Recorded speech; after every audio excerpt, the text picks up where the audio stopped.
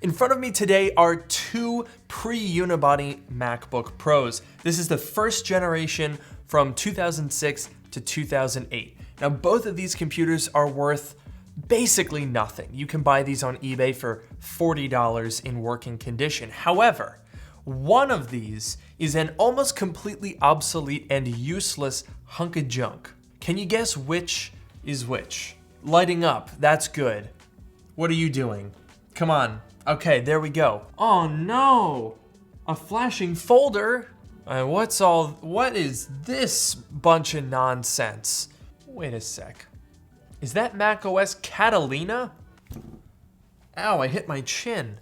Yes, it is. That is macOS Catalina running on a 15-year-old non-unibody MacBook Pro. Let me explain what the heck is going on here, because these two machines might look nearly identical, but they certainly are not, because this is actually the first ever MacBook Pro from early 2006, and this is the last first MacBook Pro from early 2008, because right after this, they redesigned it and made it into a unibody. And you would be quite surprised how different these machines, even though they're just 2 years apart, actually are. Now, this one obviously has a bad hard drive, and I tried to reinstall macOS, but it didn't want to do that, and it spat the disk out. So, you know what? Screw you, buddy. I don't care, because you kind of suck anyway.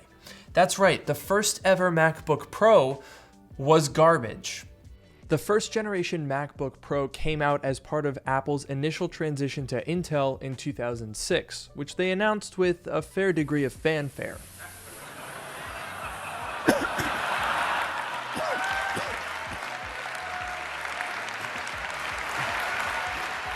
And to be fair, the fanfare was not without reason. Apple was very keen on showing the performance per watt differences between the previous PowerPC chips and what they could now do with Intel. And it was significant. The Intel Core Duo was 4.5 times faster than the PowerPC G5, and they could put it in a new laptop, the MacBook Pro. Now, the design for this new laptop was largely carried over from the previous PowerBook G4 aluminum, but there were a lot of subtle design changes. The display aspect ratio got slightly wider, the antennas were now hidden inside the display for a cleaner look, and the ports were updated. It was also the first Apple laptop to feature a built-in iSight camera, which was really big back in 2006. And to be fair, it was 4 to 5 times faster than the PowerBooks that preceded it, which is really impressive. However, that first year of the MacBook Pro didn't go terribly smoothly. But what is going smoothly is this transition to today's video sponsor. Today's video is sponsored by SoftwareKeep, a Microsoft certified partner who sells only 100% genuine Microsoft software. SoftwareKeep has loads of options for popular Microsoft suites, including many versions of Microsoft Office for PC and for Mac. They also have individual programs like Microsoft Word and PowerPoint, as well as certified Windows keys and antivirus programs. But these aren't shady gray market keys. SoftwareKeep is a Microsoft certified partner, so they stand by the product they're selling. With a full-service, human-driven customer service system that doesn't use robots, their goal is to provide you with the best possible experience. So right now, if you want to try SoftwareKeep, use the link in the description below and coupon code LMYT20 to save 20% off your order.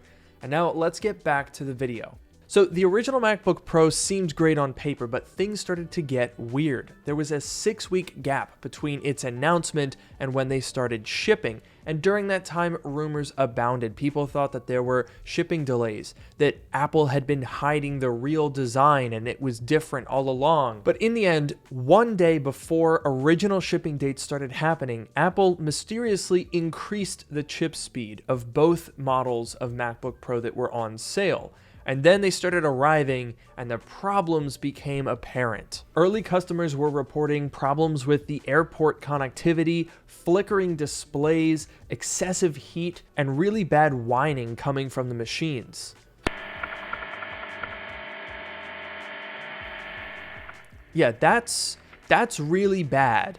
And so by April 2006, there were 5 different revisions of the MacBook Pro. they even had to start replacing logic boards in some of the early machines. So clearly Apple missed the mark on that initial one, but even the later variations, including this final 2008 version, have substantial limitations. And there's a reason why they're so cheap on eBay, because even though this does have the capability, surprisingly, of upgrading all the way to macOS Catalina, that doesn't necessarily mean that you should. This is a late 2008 MacBook Pro, and it's attempting to start up right now. I think this one should be good. Surprisingly enough, original battery still holds a charge. It's more than I can say for this one, and good luck finding a replacement. They're not really around very much. So early 2008, late 2008, pre-unibody, unibody. What are the differences? Well, in some ways, I think you'd be surprised at how much you can still do on these old pre-unibody MacBook Pros. This one, for example, has a full multi-touch trackpad. So even though it has the old design with the single big button at the bottom, the trackpad surface itself can do all of the same multi-touch gestures found on trackpads even today. So that's a pretty good mark for it. Also, the display is identical between the early and late 2008s. It's the exact same panel, obviously housed behind the unibody glass enclosure versus having these aluminum bezels. In all honesty, I kind of like the look of the aluminum bezels, and they are thinner than the unibody MacBook Pro, but that's beside the point. This guy even has a dual-link DVI port, which is good for connecting to Apple's 30-inch Cinema HD display. That's an absolutely gorgeous panel, 2560 by 1600, and it's quite the attractive retro computing pair to have this design language MacBook paired with that design language display. It just looks great. And of course, there's the fact that we can actually run macOS Catalina on a 15-year-old MacBook. Installation process was completely normal, save for some post-install patches. Bada bing, bada boom, you're in. It acts completely normal. And that's where the benefits end, unfortunately, because Apple had a real habit back in the late Steve Jobs era of shipping some products that were, shall we say, not up to par. All right? If you go back to early 2006, and we list out every generation of MacBook that was sold before Steve Jobs' death, this is how many of those have crippling widespread graphical defects. Yeah, that's not ideal. And here's how many of them have fairly common, but not as catastrophic graphics failure. Yeah, that's not great, Steve.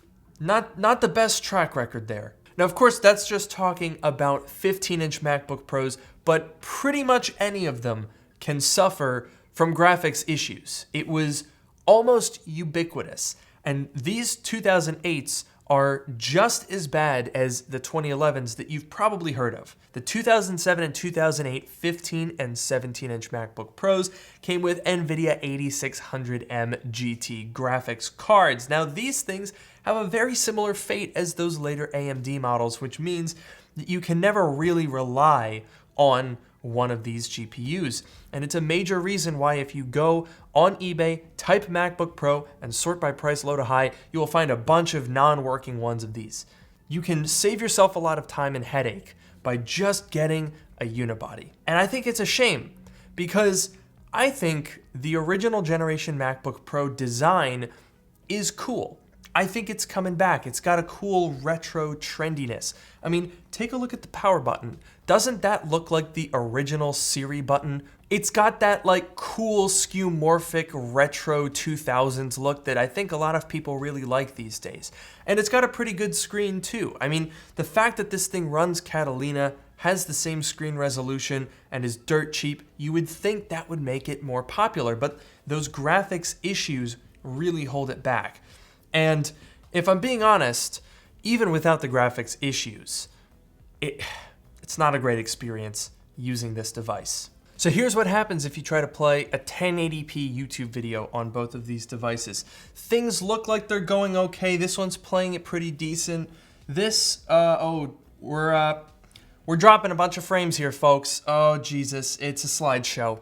It's a complete slideshow. This one is it's playing back just fine.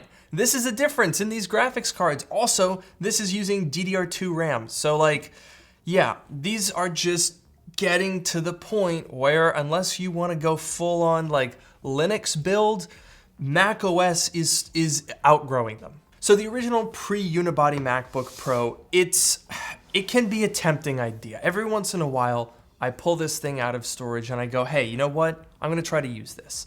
You can downgrade it and run El Capitan, which they supported natively, and you can try to get the most amount of performance out of it, but they're just getting to a point where there's not a ton you can do. So do I recommend buying one of these devices? Definitely not. I mean, these are the type of things where if you find it just being left in the trash, it's a fun retro device. You can put an old copy of Snow Leopard on it and have a great time. But if you want a device to use primary or secondary, just buy a unibody. That should be my tagline at this point. Just buy a unibody. They're great. Even though they're 11, 12, 13, 14, 15 years old, they get the job done. That's the Unibody MacBook Pro tagline. Unibody MacBook Pro, they get the job done. So thank you guys so much for watching this video. Let me know in the comments below if you've had one of these in the past, and let me know how long you were able to keep using it for before you upgraded. Or if you're a real crazy guy and you're using one of these right now, put that in the comments below because that's impressive. Thank you for watching. Like, comment, subscribe. I'll see you in the next one.